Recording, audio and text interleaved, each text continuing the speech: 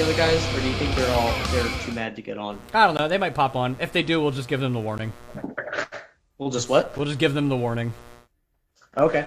All right, we'll just looks like we're live. Looks like it's coming up. Everything's coming live. Ellie's down here bothering me. What's up, girl? You're still covered in hair somehow. Look at that. I brushed you for like 30 to 45 minutes, and she's still covered in hair. Welcome to Once Revealed Variety Hour. We're your hosts. I'm Vern. And I'm Nathan. And I've got a cat here. This is the first stream of the 2021. How you feeling, man? I mean, God. Well, I don't know. It's interesting. I'm in a spot right now where I can look forward to things just in my own life. I can look forward to good things, I feel like.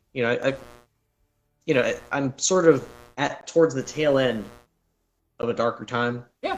And then things can start working their way up. Things can start being positive for a change. Yeah, I'm looking forward to that. I'm looking forward to that. At least that's what I'm hoping for. But I just gotta keep my eyes open for whatever's gonna happen. Yeah. I found out today. I signed into my my college transcripts so I could figure out how close I was to my AAS, and I am literally one thing away. I have to do a capstone exercise, and I get my AAS. So I have like a project to do. Really? Yeah. Nice. Yeah. What do you think do you think you're gonna actually like go do it? Like, yeah. What do you I think I'm gonna hit them up and just do the last project, get my AAS, and then from there with my associates, I think I'm going to UMGC to get my bachelor. Beautiful. Yeah. For in tech kind of stuff. Yep. Information technology. I think my one that I'm going for at Frederick has been help desk administration and management AAS, and then at UMGC it'll be an information systems management. So yeah, nice. So right up my alley, right what I've always been doing. Because Frederick Community College is actually an accredited college for UMGC, all of my credits should transfer. So nice. Yeah. So they said all the stuff that I'll need will transfer, and then I'll just have to take. They said it should be like about a year and a half of schooling, so like maybe 2.5 semesters. Nice. Yeah. That's really cool, man. And then you have 2.5. Okay, so just a little bit more than a half of a degree time. Yeah. It's just a little bit more. That's what they were explaining. They're like, you're gonna have to do just a little more than you think you will, and that'll be all right. You'll probably be all right. So. Yeah. Now that is, unless you decide to take on more and just take on larger loads, you could probably get it done faster. But that's what I was considering. That's hard to do. Yeah. That's hard to do when you're also working. Yeah. And the thing is, what's it hurt to be in there for another semester? Really? That's how I feel too. I'm like, I can stress it out a little bit more and not be as stressed. So like, why not? You know what I mean? They also UMGC, since it's all online school, they do all of their classes as 8-week courses. So I sound like I'm doing a paid advertisement. I'm not. Just for the record, we have to actually state that now for European listeners. We're not advertising for any brands while we're on this stream. We actually have to say that. Yeah, that's actually that's something you have to do. If you start talking about a brand in such a way that it sounds like you're advertising, somebody could report you for advertising. Oh my god. Yeah, the world is getting weird. We're not advertising for UMGC. If you guys want to sponsor us, that'd be fucking sick, but I haven't even gone there yet.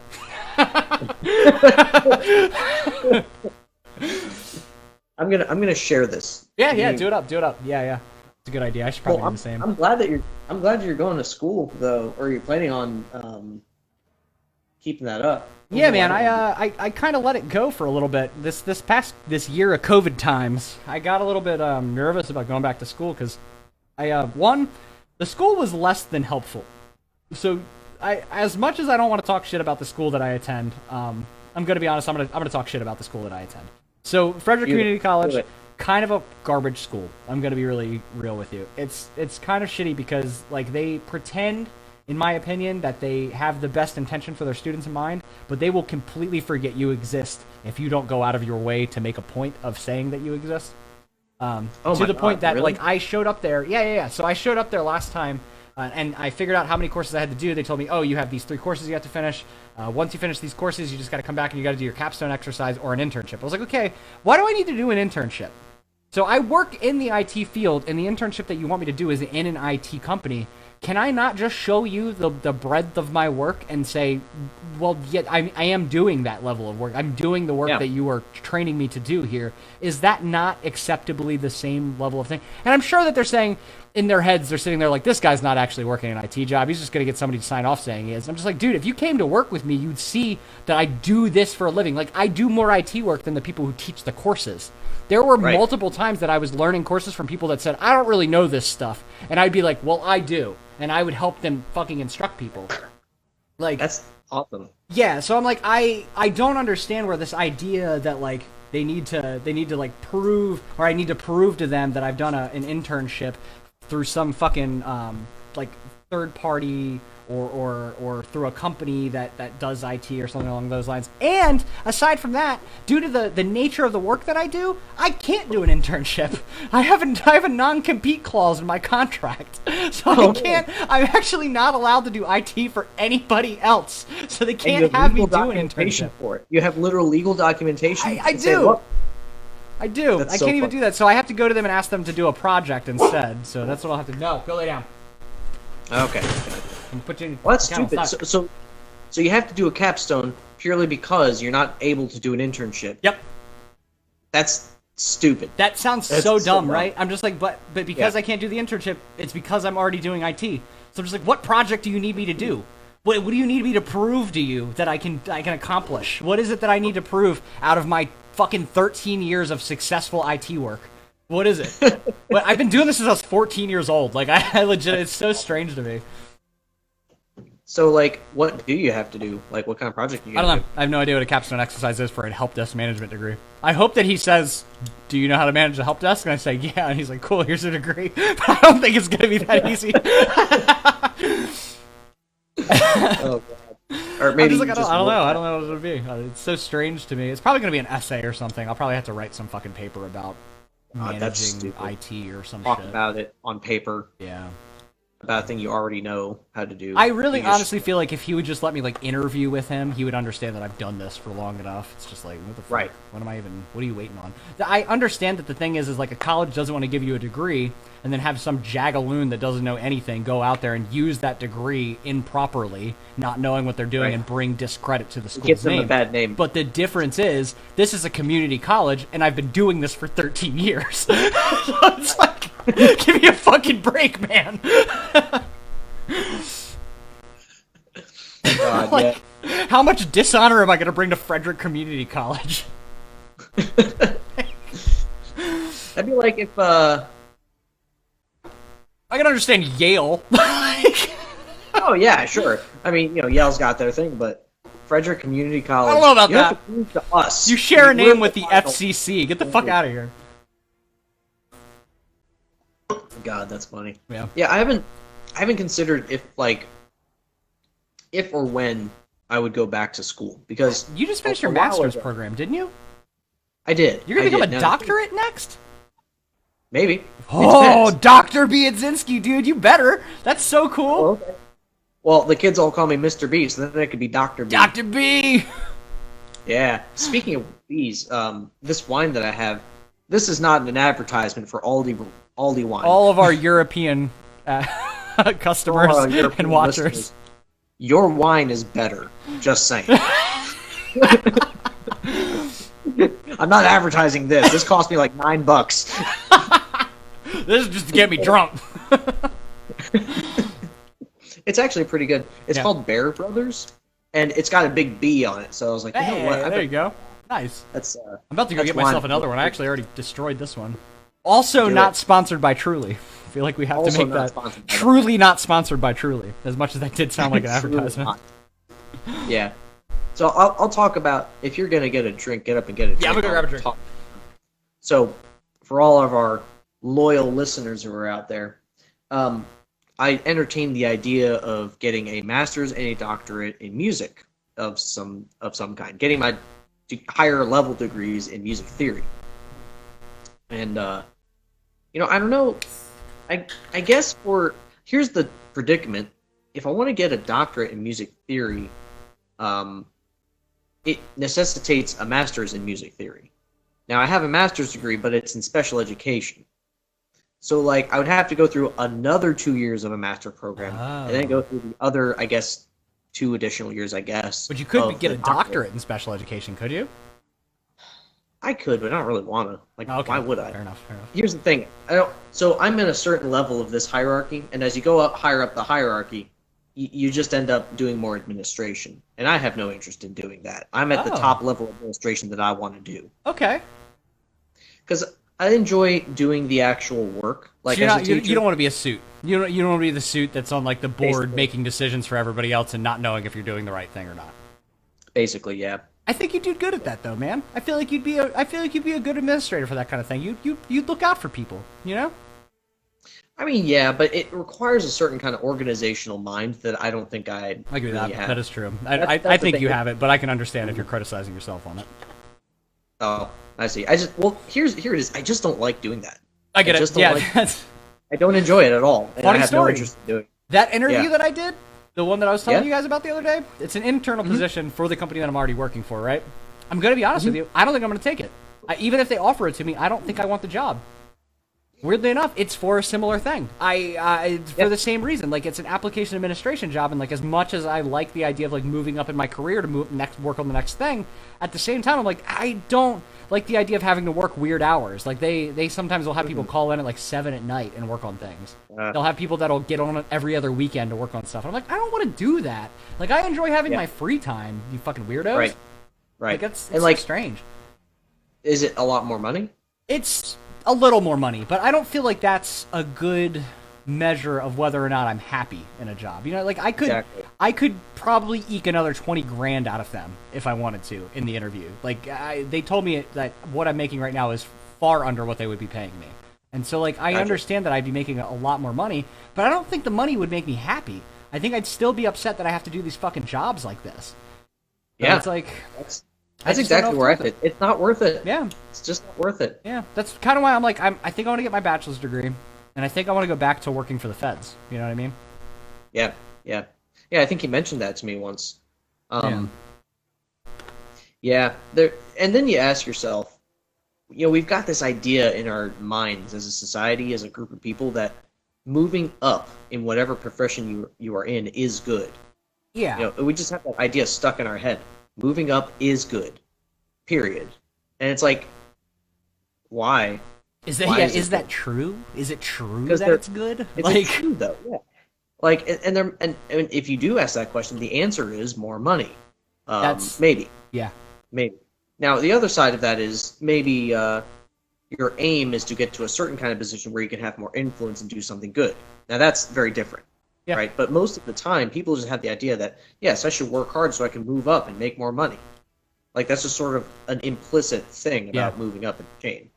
yeah. I think something else that like I realized too is like if I move into this position, I'm gonna be around people that have been in their positions for one guy's been in 14 years, one's been doing his job for 11 years, the other guy's been doing his job for 12 years, and the one girl's been doing her job for 7 years.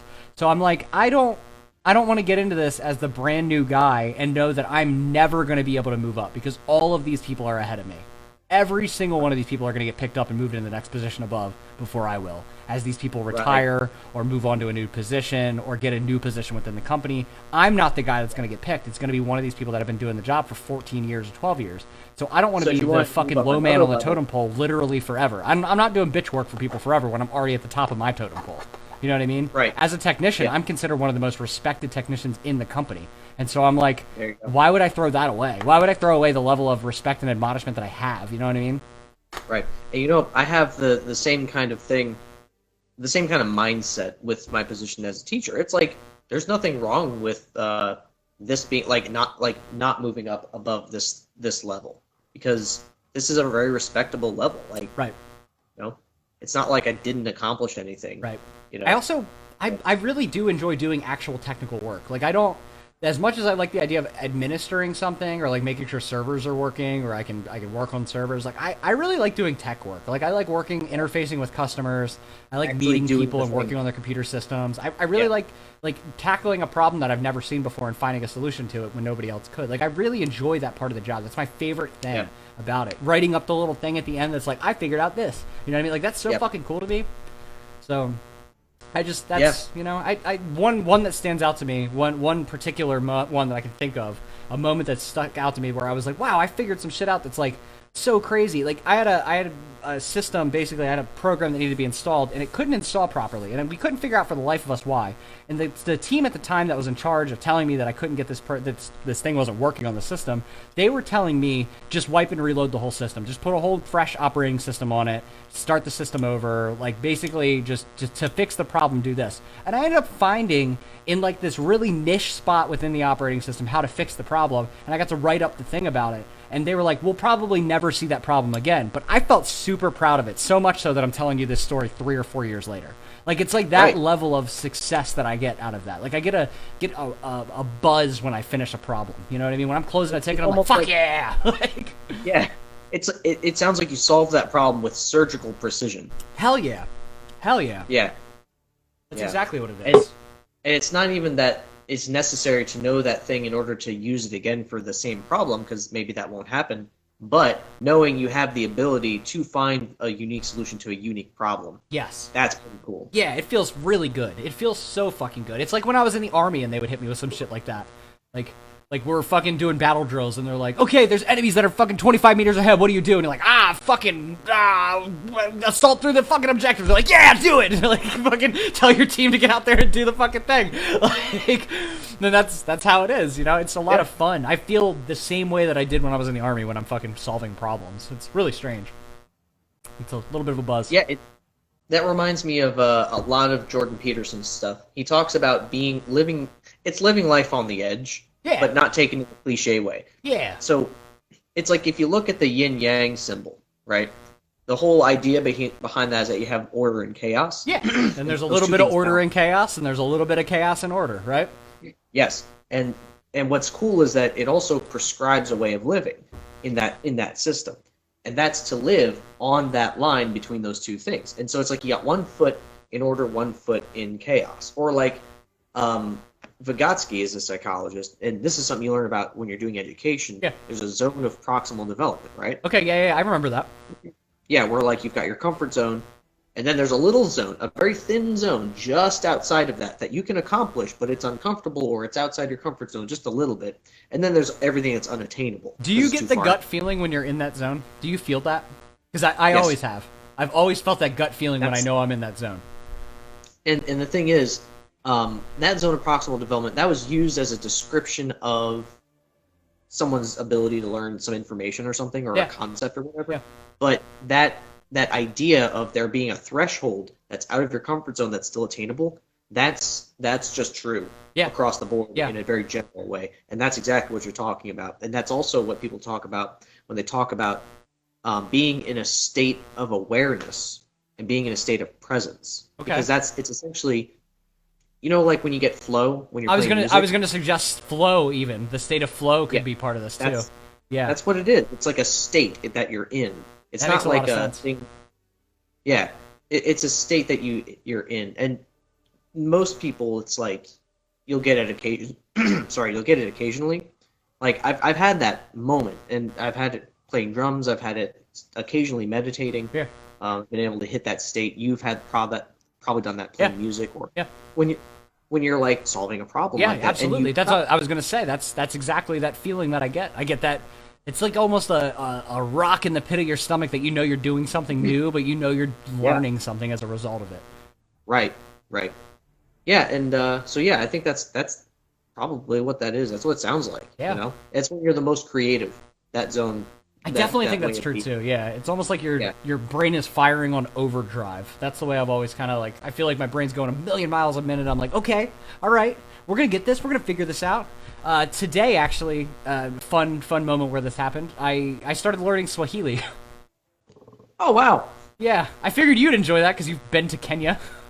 Yes. Yeah, and I learned just a few words like karibu. Yeah. Is welcome. Yeah. Asante, Welcome. asante sana. Asante sana. What is that again? Is Thank that, you very much. Thank you very much. There's Kwaheri. is no. Goodbye. Yeah. Hapana is no. I forget what yes is. There's a couple different versions of no and yes, apparently. Oh, really? There's like a formal and informal version of yes as well. Yes and no as well. Like we have yes and no and yeah and nah. Yeah, that kind of thing. Yeah. They have yeah. It's la Or helmet. and indio, I think, is yes Indio. and no. That's what it is. That's Yeah. yes. Yeah. Indio. And But la Linda is would like say- a nah. That's nah. Nah. What is it? La. Nah. La. Nah. La. Hoa. Hoa is like what's up. Yeah, Or yeah. cool. No, it's cool or something. Yeah. How about you? Hello. My body. Yeah. Yeah. I just started getting into it, and like while I was learning it, I hit that fucking flow state, and I was like, whoa, I'm actually like retaining this. Yeah. Yeah. It's funny because it almost feels like something you can purposefully get to, but it's also so elusive because as soon as you're trying to get to it, that's what makes you not get to it. That's true. That's if you try to force yourself into flow, you'll never hit flow because you're concentrating too much on the wrong thing. So yeah, and that's why these like meditation masters, they're masters because they know how to do that thing. They know how to just turn it on or just be Turn like, off oh, everything but that thing. Yeah. Well, most of the really good ones, the ones who are like enlightened, they are just like that constantly. Yeah, they just live in flow, right? They're just always above us, always enlightened above us. Yeah. Well, that opens up all kinds of new possibilities when you're because that's like when you're the most creative. That's when you're the most capable. You're able to do the most. You're reaching your maximum capability at that point. I imagine Maximally- some of the great philosophers of our human existence were probably constantly in that flow state, like the Nostradamus and those kind of guys. Galileo might have been in flow state because that guy was a genius. He's just always fucking learning something, you know. Like these kind of people are, you know, we have a lot of that along the way. So I'm curious, you know. I know every human had to have experienced it, right? We know that this is a uniquely human function, something that we know has always been around. So it's like I wonder how many thousands of innovations were built off the back of a flow state that we could have experienced, you know? Yeah, seriously. I mean that's like the ancient societies of India. That's why, you know, whenever some American white guy has a spiritual overturning, they're like, I have to go to India, you know. That But makes sense. That makes sense. They thousands of years ago, they were much more scientifically advanced than the rest of the world. Yeah. You know, and they had figured stuff out that we kind of caught up on later on. Right. The past couple That hundred years or that region had some of the smartest mathematicians and geometrists that could have ever existed. Seriously, it's really strange to think. Like it's almost like I had a conversation with one of my coworkers about this idea of like basically as humans seeded into different regions, as we got into different regions and started, you know, popping up civilizations and we started having more children, that the evolutionary tract, it wasn't just this idea of like humans all have the same illicit value in each individual category of how their brain functions, like their intelligence level, their wisdom levels. Like not everybody's exactly the same. So the concept was maybe they decided to go to these regions because they had these individual like track records, these tracks that they were going to go upon as a society. And so it's like a good example was the Polynesians. Like the Polynesians created like boats that were capable of going across oceans to a degree that people can't even do today. It's like, so who invented that? Who started that? And if it weren't for that guy, they would have never been able to. You know what I mean? Like if it weren't for that individual, because it had to be an individual. It had to be a person who was smarter than everybody else, had this engineering mind that was like, if we build our ships out of hollowed out tube frames, then we'll be able to float longer. You know, that kind of thing. Like it would be really crazy if we did that. And everybody was like, huh. You know, you're right. When we throw a hollowed out fucking log out there, it just fucking floats for a while. Like, you know, that had to be a pretty crazy and ingenious thing to happen. Yeah, and I think it's funny because those ideas, the ones that are light bulb moments, they're not things that you purposefully think of.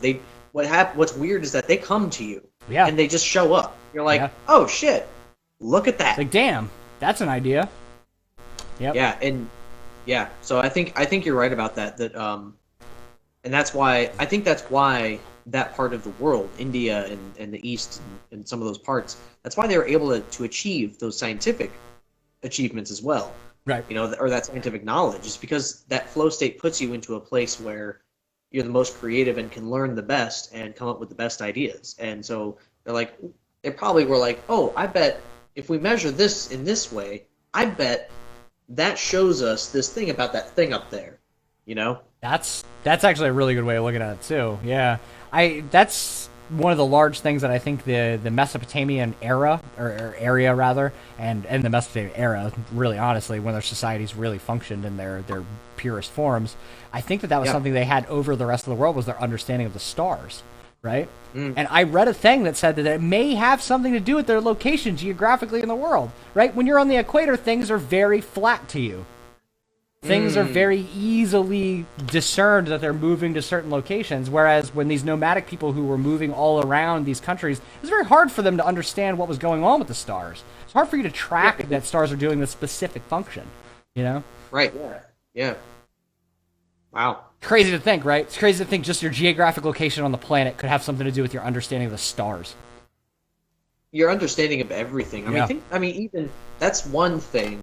And then, of course, there's like, if you live in a different climate and you experience different weather events, that changes your understanding of the world completely. Right. If you're raised in that and your early development develops in a different kind of place, right, you're going to understand things about the world that people in other places a good example that popped out to me just now was in North America we have hurricanes. Nowhere else in the world do you have those. And a hurricane is a word that was specifically crafted, I think, by a combination of Polynesian and Native Americans. And it was a word that Eastern Bloc Europeans didn't understand when they came to this country. So when they showed up and they were like, "Oh, the hurricane's coming," they were like, "What the fuck does that mean?" Well, you know? I saw a really interesting thing from Jordan Peterson. He was saying that when you have these indigenous groups that talk about, or maybe it was him, maybe it was somebody else, maybe it wasn't Jordan Peterson, maybe it was a different person, but they were suggesting that, like for example, coastal people who experienced typhoon, hurricane, the same thing, all the same. Well, not that.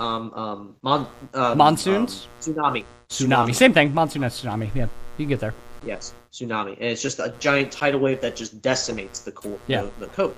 Now, the assertion is that certain religious ideas formed in people's minds in order to be useful for survival. So in this case, for like the tsunami example, they might say, "Oh, we can see that the water god is angry with us, and he's claiming a sacrifice to atone for our sins," or something. They come up with some reason, but actually, what they're seeing is the water's receding. I was gonna say the water's going away. Then they're like, "Okay, we gotta get away because he's angry." Right, the god is angry, so we must go to the hills where because the god is angry right now, and so that serves as a useful thing. It's part of their religious practice, but it's written into it's a survival thing. Yeah, and like that could affect the way they perceive the world. I love those sort of things. Yeah, the Bedouins in the Middle East did a similar thing with sandstorms. They believed when the sandstorms kicked up that it was God making the path unclear where their enemies could follow them. So they saw it as a blessing and a curse. So it was. I see. Yeah, it's interesting to think that like that's the human anthropology of the situation, right? It's almost poetic when you think about it. Like we almost write these stories to just fit ourselves right in here in the niche of nature. Yeah, well, that's the cool thing about stories is that I feel like I'm getting real philosophical. I'm just drunk. Don't mistake that. No, it's cool. I'm good with this, man. I'm good with this. This is exactly the kind of podcast I was hoping we'd end up with. This is great. But the whole thing about stories is that they act as abstractions of human experiences. Mm-hmm. And so what you do is you have this type of experience that many people go through. And it comes in all these different forms, but what you do is you extract the commonalities of that experience. And the more human experiences that commonality applies to, the more archetypal that story becomes. God, we could learn a lot from that as Americans, couldn't we? Yes, and this is a very Jordan Peterson thing. Or at least that's who I got this from. That's who I heard it from. Not that. Yeah, whatever. He's scratching the chair. Yeah, I feel like a lot of other like nations have that still built into their society, where they recognize that everybody is living the same human plight, and so there's not like a us versus them versus you versus. Right. But we're America, the brave, the beautiful, so we're us versus everyone. So we just lost grips with that entirely. Yeah, but it's like this story of this mythological character.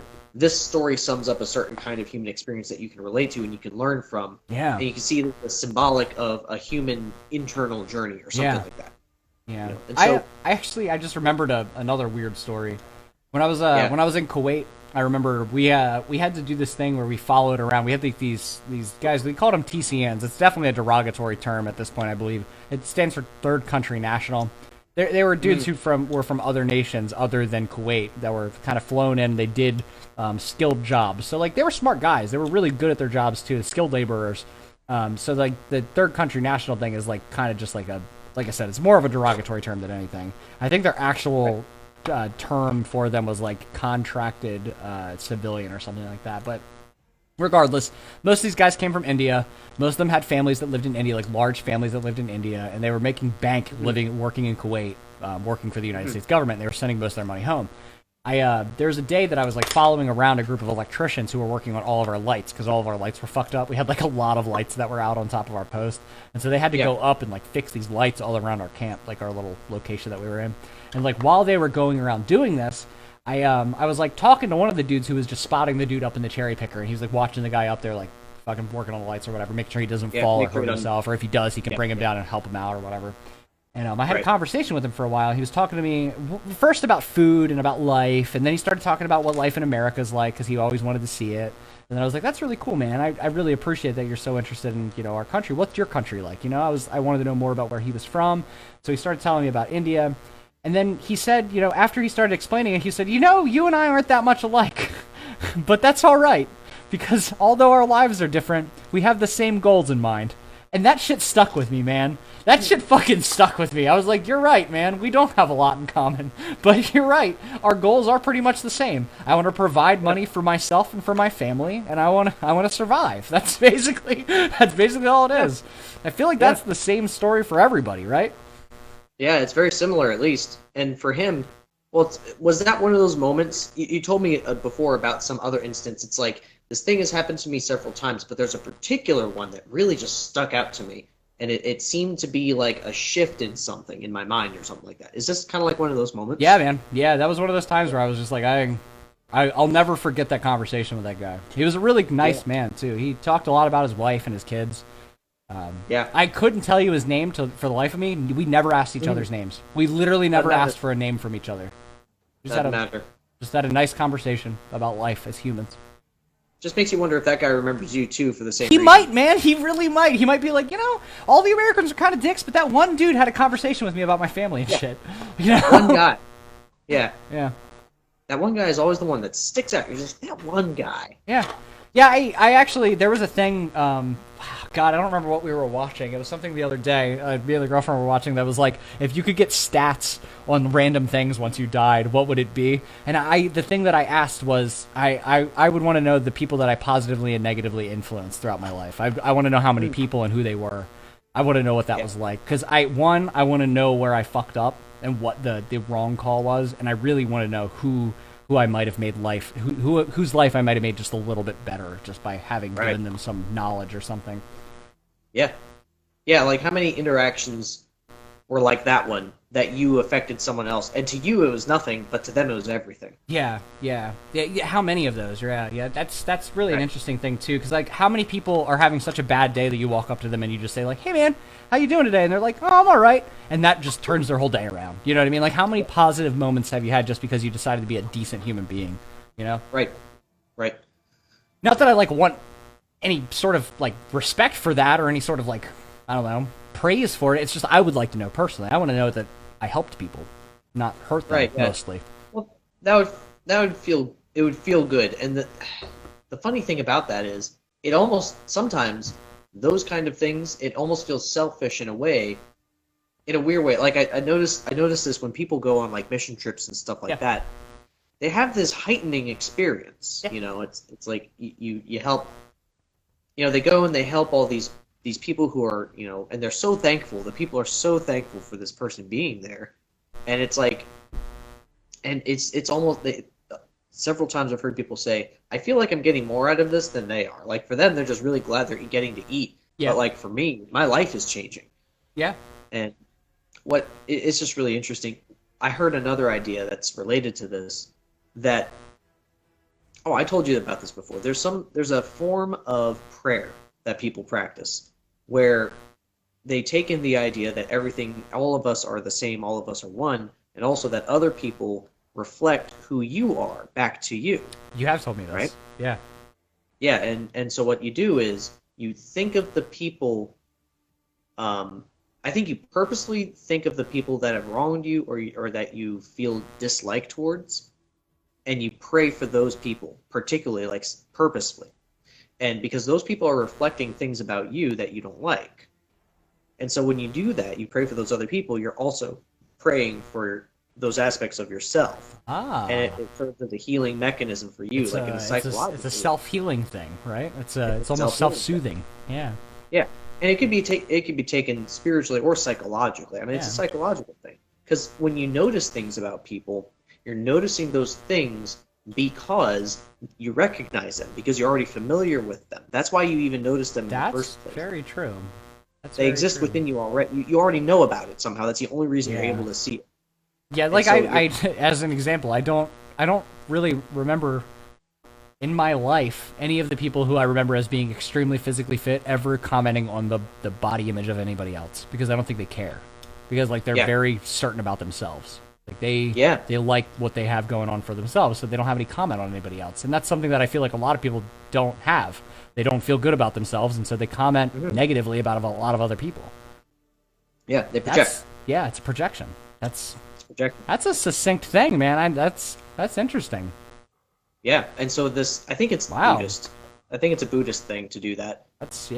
Man, Buddhism that's a strong religion too. That's one of the largest religions in the world, isn't it? Yeah, it's less like a religion, more like a practice. It's something that you can do yeah. while being a Christian or a It's a Muslim. spiritual practice, right? Yeah, it's like a way of living. It's just a practice you can take on in your life. I do believe there are Is it people that do follow it as a religion, though. I believe that is Yes. a thing. Yeah, That makes there sense. are That Buddhist. is a I just read a thing the other day. I believe Mongolia is majority Buddhist as a religion. Yes. Kind of interesting. Yeah. I like to visit there, by the way. Very It's a beautiful country. Mongolia? Yeah, Oh yeah. beautiful country. Really, honestly, beautiful. It's insane how gorgeous that place is. I've never looked into it actually. I don't Yeah. even know. I know nothing about that, but it sounds like it'd be an incredible Yeah. experience. It's Incredible northern visit. China, southern Russia. So, Yeah. right between the two. Oh yeah, the in between. Yeah. That makes sense. It's like springtime pretty much all year. It's fucking crazy. Oh wow. Yeah. They do have one of the coldest capitals, though. So, The coldest. bundle capital? up. Yeah. That's fine. Bundle up, Nathan. We're going to Mongolia. Oh shit. I'm down for it. As long as we can also visit India on the same trip. while we're Oh, there. yeah, absolutely. We'll hit India, and then we'll go to Egypt right after. Oh man. So we're just gonna do a world tour. World tour. Once revealed world tour. Here we come. Yeah. Yeah, we're gonna have this life-changing experience. Yo, as soon as this vaccine's out, I am getting it. 100%. Yeah? Yeah, as soon as it's publicly available, I'm getting that shit. I want to go back to live shows. I'm sure Will has the same belief. I'm sure Will is like, as soon as that motherfucker's available, let's go. Yeah, there's Give me a vaccine and get me back out on the stage, man. I'm missing it. I do miss that. I really, and I tell you what, the podcast performance thing, it seemed like a suitable adaptation for the internet world. But I think what we saw was that that's way less fun than playing less shows. Man, it just feels like we're doing rehearsal. That's all. It just feels like Like we're rehearsing. practicing. That's it. It's not like a performance at all. It Yeah. would be different if we had if we were in the studio and we had like a small select audience Mhm. and played for them and had the microphones See, on. that's what I and- suggested. Remember at the beginning of the thing, I said we could have people come in, and I actually made a joke, and I said we would put a camera on one person, and we would have one person sit there like the Jimmy Yeah. Fallon show, how he has the Yeah. one guy sitting in the crowd like, yeah, just sitting in the crowd on his own. I just thought that'd be so fucking funny. Yeah. Yeah, I that'd legitimately be- think that'd be great. Yeah, that's gonna Yeah. be our world tour. We'll just. Oh, that'd be. We take one person with us, and they would be our audience. We would play a show. Oh We would god, play- it's great. We'd just be out on some pavilion somewhere. No one Tonight hired we are us. only streaming to India. Welcome to the Once Revealed World Tour. Welcome to the once revealed International Variety Hour. International Variety Hour. Oh, With God. variety and hours. It would be like 7 a.m. or some weird shit over That'd there. be fucking funny. They'd just be like, what the for fuck are us, these guys it'd be doing? it'd be 3 a.m., but then here it'd be 8 p.m. Yeah. or something Yeah. weird like that. Yeah. Yeah, what is over there? It was GMT plus 4 was when I was in Kuwait, so it'd be like GMT plus 8 probably. So like they'd be 12, so they'd be 5 hours behind, and then another 8 hours behind that. So 13 hours behind us. Wow. That'd be fucking hysterical. It would literally be 7 in the morning. You were right. Oh man. How did you nail that so perfectly? I guessed. I didn't. That was good. That was good. well, I was actually, like, I want to look it up to see if I'm right about that. That's crazy. I feel like I'm real close though. Because my thought was, well, if China is on the directly opposite side of the world, that's a 12-hour difference, and this is kind of next to it. So, like, I don't know, something around there. I could go one way or the other and probably be right, and it looks like I was. It's 7:11 a.m., bro. We're so smart. We're so smart. We're so fucking smart right now. Yeah. Yeah, we are. I think, Oh man, that's great. That would be what it is. That was great. We're good at this. We're good. We should be time zone tellers. That'll be our new job. We'd have a little crystal ball and a turban. I'm sensing it is 7 a.m. in India. And the guy's like, wow, you're really fucking good. I'm looking at my international clock and it is in fact 7 a.m. That's fucking nuts.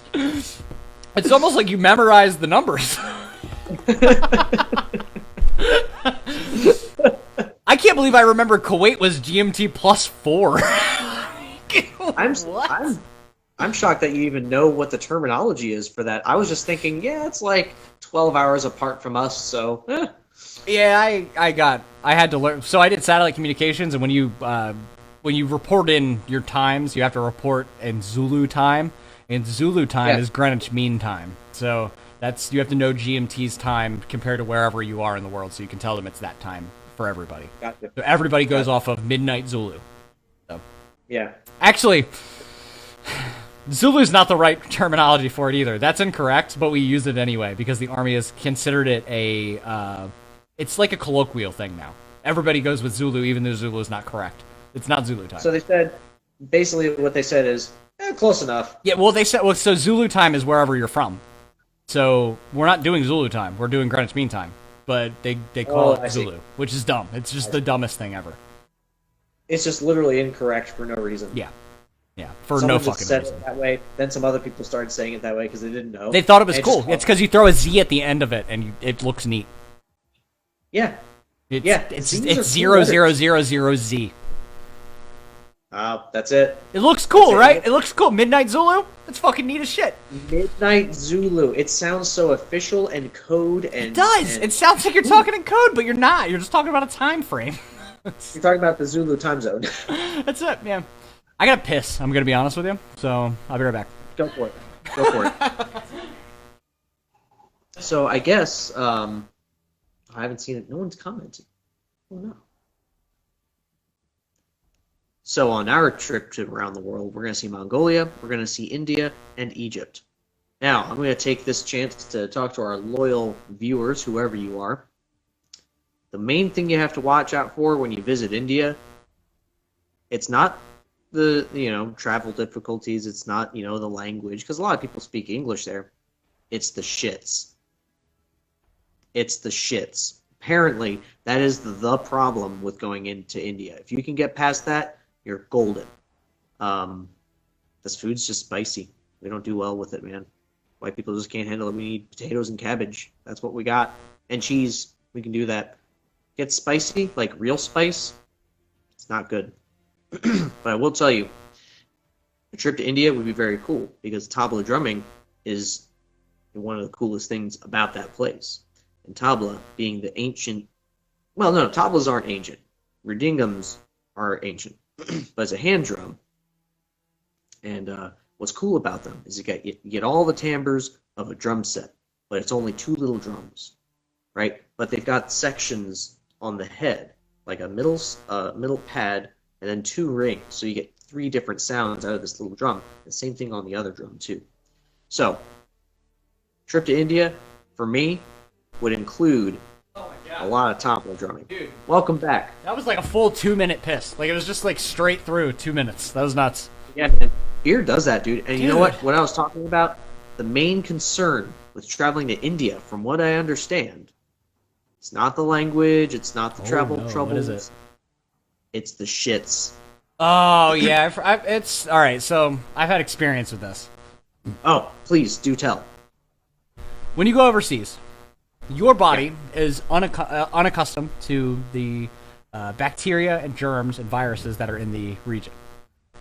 Mm-hmm. So what happens in that region is that, well, one, it's a very dusty region for most of the areas. And as a result of this dusty region, dust doesn't kill viruses very well because it blocks a lot of UV radiation. And so people will cough because they are breathing in sand and release virus agents. And those will go out into the atmosphere. And so that dust storm will then pick up and carry along several different nations. And that dust storm will end up where you are, and then you can get sick by breathing in that dust. So you have international viruses that travel by dust. And it's a regional thing. It's the same thing here in the U.S. We get the same thing here, but it travels in our warm and cold fronts. I see. Mostly in warm fronts, really, not cold fronts so much. Cold fronts kill them, warm fronts keep them alive and populate them. So. Well. Yeah, similar So it's thing. not So just- when we were in Kuwait, Yeah. we would call it the Kuwaiti crud. the Kuwaiti Because crud. you would get sick and you would just like have this weird cough and this weird stomach ache that would last 2 or 3 days and then it would just go away. Huh. It'd be fun. But you'd get it as soon as you hit the country. And as soon as you went home, you'd get whatever America had. And then you come back and you get that again. I see. Yeah. So it probably slightly changes so that you don't have a permanent antibody to it Yep. if you do go back and forth. So by the time you get back again, it's a different thing Yep. altogether. Yep. But it's probably not a potent thing. It's not a very powerful thing, but it's different. It's a little every time. different. And- Yeah, you just get sick again. And it was just a knowledge that everybody had. Like when you came into the country, everybody would be like, oh, get ready. And you'd be like, what? Why? I'd be like, drink a lot of water, because you're going to get the Kuwaiti crud. And you'd be like, what the fuck does that mean? And then you'd get sick a couple days later. And you're like, Jesus Christ, I've been in the bathroom every 20 minutes. Yeah. What, are you puking a lot? Nah, just shitting. You get Ah, diarrhea. damn. Yeah. I think with India, it's partly the spice of the food, because their food's much, much Oh, spicier. bro, I'm into that, though. Let's do it. I am too. It's probably that too, what you just described. It's just adapting to a whole different environment, and your body kind of freaks out. But The bacteria is different there, right? Like, the bacteria Bacteria. in general evolved differently than it did in other places in the world. So, like, that's what you're really getting. Like, when you go there and Yeah. you eat food, like, there's always bacteria in food. Even the food that you cook as food safe as you can has bacteria in it. There's no Yeah. way that you can stop all bacteria from getting in your food.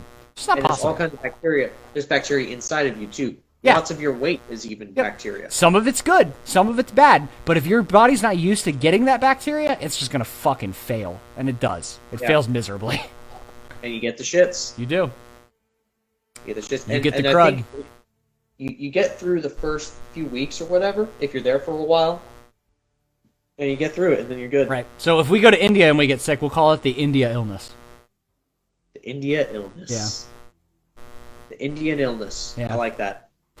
Yeah. So it sounds like this would be like a summer. Well, I guess for you, you don't have summers. Like I always think of summer as being like break time to travel, time to do stuff. Yeah, I don't really have. But- I don't really have summers, but They I have can that take huge vacation budget. as I need to. So Yeah, you just take because like a trip to India, man, I wouldn't want to just be there for like a week. I'd want to that'd be there so much longer. fun. I actually legitimately like to do that. Yeah, I was saying while you're gone to our faithful audience, whoever that is, that like one of the big things for me would be tabla drumming. Like I would love to explore that there. Like learn about it here before I get there, Yeah. of course. You know, we have then, some like- listeners in India. We do. We do, in fact. We do, in That's fact. beautiful. Yeah. Yeah. I would love to introduce that kind of percussion and things into our music. 'Cause I think that would add a flavor to it that just Yeah, absolutely. it's very fitting, I think. I think it'd be fitting. It would work in metal. Yeah, absolutely. Absolutely, yeah. You know what I think about a lot of is Bloodywood. Remember that metal band from India? Oh, right. I do remember that. Those guys are fucking great. Yeah. I would love to do a show with Bloodywood. That'd be fucking cool. And the thing is, the rhythmic structures in Indian drumming are really refined. They're Yeah. thousands of years old. A lot of those things are just they're based on ancient things that have Yeah. existed for thousands of years, and I think that's awesome. Yeah, And so they're absolutely. refined over time. Yeah, I Yeah, actually I really enjoy a lot of the music from the Middle East and Asia. yeah, I have a me lot of too. love for that music because it's like you said, it's ancient. It's ancient music. It's really honestly, Hmm. it's music that taps into the oldest version of what humans were doing with music. So it's like Yeah, that's really cool to me. I yeah, African music is the same way. I really enjoy African music because a lot of the instruments too, they've never really changed. Like a lot of the instruments are still the same instruments from like 2,000 years ago, and people are just yeah. perfecting it as time goes on, and that's so fucking cool to me. Right. Yeah. Yeah, and it's just got a and that's got a totally different feel to it, African music. Hmm. I feel like um if you had to do the dichotomy or the way of categorizing, I guess, um, it seems like Western European music is very like mental in the sense that it's very like constructed based on systems and things like that.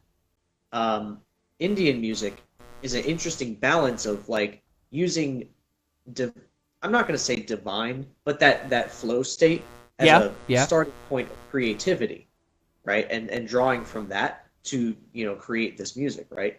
And I feel like African music is just completely felt. It's not they don't think about it, they just feel it, yeah. It's like And then a you can rhythmic see structure that's built into the almost like humanity of that region. right, and it's like that music feels good, so that's what we cherish it for. It Yeah. feels good. And the thing is, in a lot of those tribal societies, they have these kundalini kind of like ritualistic things around the fires and stuff where they do dances and drumming and things. And that's a very shamanistic thing. So that's like written into it too. And India is the same way.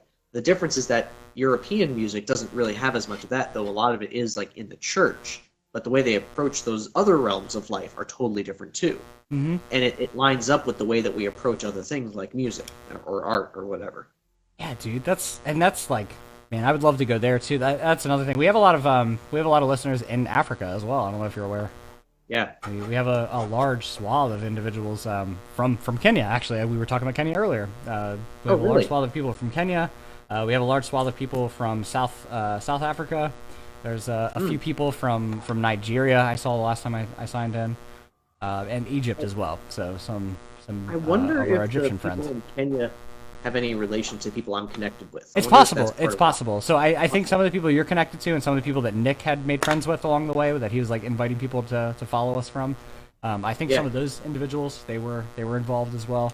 I actually I would like to like get in touch with some of the people that were that are fans there to see if we can help out in some way. I think that'd be really cool Hmm. if we could if we could help an underprivileged group of individuals in some way. That'd be great. That'd Yeah. be really nice.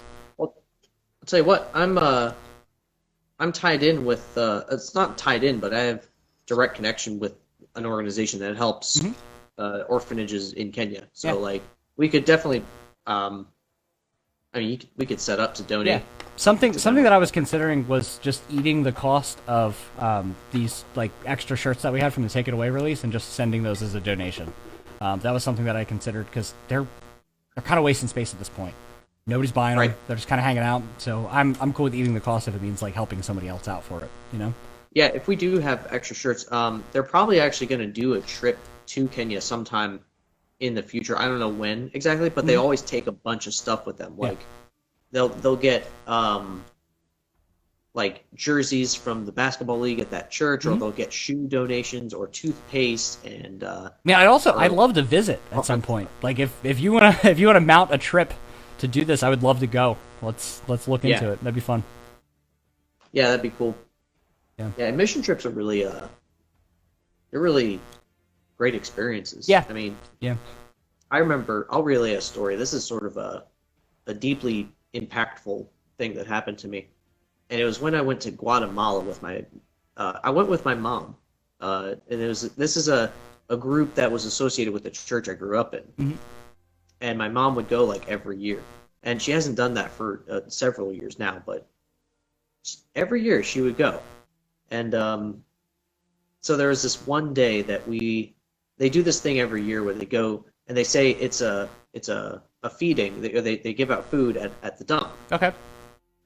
And I thought that was strange. I was just like, why would they choose that as the place to give out food? The dump? Why there? And I'm like, whatever. Okay, well, I'm on this trip, and we're doing this. It's a lot of like labor kind of work that we're doing. So like one of the hardest days of work in my life, 2 or 3 of the hardest days of work, we're just freaking digging a hole. It almost makes you appreciate that there are people that do that every day. Yeah. Well, I have trouble deciding if I worked harder doing that or working for Dale. Yeah, Dale's fence digging. That's a little crazy. It was hard work, but we had like better tools and stuff. This other place, it was in the side of a mountain. The dirt was rock hard, and we had a pickaxe, a shovel, and a digging bar. And that's what we had. Wow. No others, nothing. It was hard. Wow. Work, and I was out of shape. I'm just this like pale, doughy guy. Oh, you were young too, weren't you? I was 23 or 24. Yeah, that's a young Nathan compared to what I know. Yeah. I had less old man strength at that time. Yeah, that's true. That's true. Now you can tap in. Yeah. Just a little bit more. I'm getting there. When I'm 40, I'll be super strong. It'll be great. Check back in. Yeah. But anyway, so we're on this trip. We're doing a lot of that kind of work. Well, one day we go out and we're doing the feeding at the dump.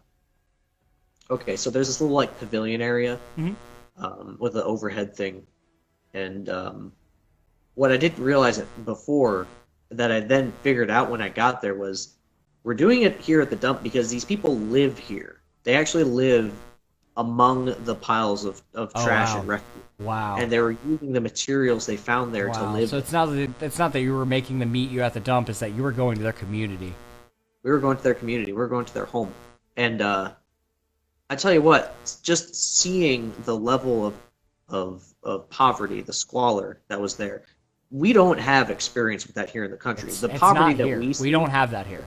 Yeah. We don't have that here. We do not have third world poverty. It would make a lot of Americans appreciate what we do have if they would just experience something along those lines. We might have that in very specific parts of the country. Very select locations in this country. Very select locations. It's rare, but it's yeah, so rare. You're absolutely right. I came back with a totally different mindset. It changes your life. It changes your life to see people living in abject poverty. It's It shook me to my core. Very sad. Like, this was a time of life where I didn't really allow myself to cry much, which I now realize is kind of unhealthy. Yeah. But, I was on the verge of tears just seeing this because, I remember seeing one particular guy who was drunk, way drunk, and probably just to drink away the misery of his existence. Yeah, he probably had given into that.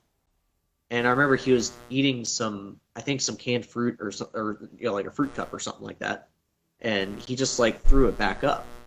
But it wasn't like, it didn't look like vomit or anything. It just was back out. Yeah. And then he sat there and cried. And I was like, Jesus, like that particular scene stuck out in my mind. Jeez, man. Like, that's harsh. Wow. Yeah. It was hard to see, but it was good to see. Fuck. And then in Kenya later on, you like can I definitely saw mature from experiencing that, right? Absolutely. It changes. It just gives you, it's a wake-up call. This is reality. Yeah. This is real. There's worse things out there than what we got going on. Yes. It's not just what you see on those commercials that say send us money. Yeah. Yeah. As you were saying, you're in Kenya. Well, in Kenya, it was interesting because I saw somebody else having this experience, and it's like the first time they were exposed to this kind of thing happening, and the level of poverty and all that kind of stuff. It's almost like an initiation into a different perspective of life. Yeah. Yeah. And it's a rocky transition, that Absolutely. first one. So, but yeah, it was just it was kind of transformative that one day. Just, well, what else happened that day? We brought food. This is something that the people there were used to doing this. This was sort of routine. So They knew what to do. You have the food lined up, people line up, they get their, a certain number of servings per person so that you don't just have people taking what they can get. Right. Another group brought a bunch of boxes of clothes, and no one knew that they did. And they were thinking they were just going to hand it out and be, honky-dory or whatever. But the thing is, these people don't have access to that stuff ever. So if they're able to, get an extra shirt by, cheating the system somehow, coming into the line twice or 3 times... They'll do it, right? They're going to do it. And Right. who's gonna blame them? Who would stop you? Right? Who would Who would stop you? Yeah, exactly. And who's gonna like, I don't. If I was that person, I would do the exact same thing. The exact same thing. Because what else do you have? You know? This is your best chance. So- This is your best chance of getting something that other people don't have. Yeah, and it was chaotic. And it was a bit chaotic. It didn't turn dangerous or anything like that, but it was just chaotic. People were like People coming up going trying back through the lines. Oh, let me get that. Let me get that again. Let me get one of those. Right, and yeah. kind of like pushing their way forward to try to get their grab at it or whatever. And Right. that was another one. Seeing people who were like desperate for this thing that Yeah, that's a harsh thing literally to have to throw away. experience. Yeah. we literally throw it away or use it for rags or Right. use it on And that's what I'm saying. Like, I would love to try and help somebody rather than just like I said, we more or less have clothes that we've purchased that are sitting around in a box that nobody's buying. So it's like, Right. what purpose is that serving when there are people that literally don't have a shirt on their backs? You know what I mean? Like, Yeah. I feel Yeah. wrong even like hoarding this thing just to make money off of it. You know what I mean? Like, it just Right. feels weird to me. Yeah, especially if it's like not really sellable. It's at a point where it's like we're 3 years past the release of that song. It's like, let's just put the Right. fucking shirts out there so people can have them. Because I'd rather be on the back of somebody that doesn't have something than somebody that bought it because they're pals with me. You know what I mean? Right. And then who cares if they even listen to the band or I don't have the care. opportunity? I don't Yeah. care. They don't ever have to know what once revealed even means. As long as they fucking have a shirt on their backs that they can wear when it's fucking cold. You know? Right. They would just say, "Oh, look at that neat looking thing on my Yeah. shirt. Yay." Right. Yeah. Yeah, that's sort of And- where I stand on that. We'll probably have to talk to the other guys about it, but that's sort of where I'm at on it. If we can amass some sort of thing and find a group that's going on a mission trip, maybe send them with them, that would be nice. I would like to know that somebody's helped rather than just us sitting on our capitalist greed. Yeah, and it's not like we're not even going to have the opportunity anytime soon to I sell don't think I'll ever be able to sell Take It Away shirts. Yeah, not those specific shirts. Even if they were just regular once revealed shirts, when would we have the chance to When sell are we them? ever going to do it? When are we going to do another show? You know? Right. We don't know. We have no Right. idea whatsoever. Right. We have a merch store, oncerevealed.com/merch, but it's like Oncerevealed.com/merch. we don't sell anything through that, like ever. Like most of our sales are in person or for me telling people they can get a shirt and they send me money and I send them a shirt. So it's like, Yeah, we don't have enough notoriety for people to be like, "Oh, I'm going to go to their website and buy something from them on my own volition." right. And so I'm like, Yeah. that's how I kind of feel. I also, something else that I thought about is you can buy really cheap bulk shirts and bulk clothing in general. I would love to donate that kind of stuff, just in general. Just plain clothing. That'd be nice. Yeah, because it might be like a $50 or $100 kind of thing for us, which is not a huge But deal. that's like a But then lifelong investment for a group of people that have nothing. Yeah. Yeah, and so that's why I'm like, let's do something good with what we have rather than good old capitalist greed. Well, it's not really just a capitalist thing. It's just a people thing. It's like we have. I've Well, seen that's a what I'm quote saying. from- Is like humans in general are just like, I don't know. We're so hell bent on like making $1 off of what we own. You know what I mean? Like I spent money Yeah. on that. I can't lose money on that. Like why not? Why can't you lose money on that? Why Who is cares? Why You is got that so enough bad? to. You have enough to do just fine. You're not. It's not like you're. Yes. wasting I have your food money. in my belly and gas in my car. I'm happy. Yeah. Yeah, and it's like if this shirt that you quote unquote wasted money on is now serving a purpose for somebody else. Was that's it not a wasted? waste of money. Was it just wasted? means it didn't profit you. Right. Right. It Yeah. doesn't need to profit me. I just want people to be happy. Yeah. I'll go $200 in the hole to help another human, dude. That's all right. Like, Right. that Yeah. seems fair to me. You'll make that $200 back. That's the thing. You'll make it back. Absolutely. Yeah, absolutely. Over time, in a minute, it doesn't matter. I don't care. It's just Yeah. as long as somebody's helped. That's better to me than sitting around in a box full of clothing and sitting around doing nothing. Right. And then for me, I have to remind myself, as long as I'm being responsible in all my other financial things, it's really easy to afford that. But then also, that's another one of those things where like the actions that we perform, they have a really practical resonance to things that happen back to you. Hey, man, it's a You karmic response, right? You It's start karmic that wave response, of karma. also- Karma might come back. That's the whole thing. It's karma. It's reaping what you sow. Yeah. It's just general consequences of actions. If you're doing this good thing, Yeah. even if you're not being responsible with your own expenses, that it helps you somehow. Right. There's something There's about some doing some good. inner value to that isn't Yeah. even. I've heard people There's not say- even quantifiable. I don't even think it's qualitative not, at yeah, its it's best. not. It's a qualitative thing. And I've heard people in church say, when they're talking about tithing, they're like, yeah, when I make a purpose to give, it seems like the other financial problems they just work out better somehow. I don't know why. It just kind of works out better. Karma, man. It's weird. Yeah. Yeah, that's what it is. We've reached about an hour, Nathan. Oh, yeah. Can you believe we blew through that hour, didn't we? And we talked about some good shit. We got around, man. We got around some philosophically deep stuff. We literally man. got around the world. Yeah. Around the world 2021. We've been once revealed. You guys have been great. Yeah. Thank you all for being so well dressed. Happy New Year. Welcome to 2021. Happy New Year. Welcome. And I think we'll leave off tonight by just saying, Kwaheri. Bye, Harry.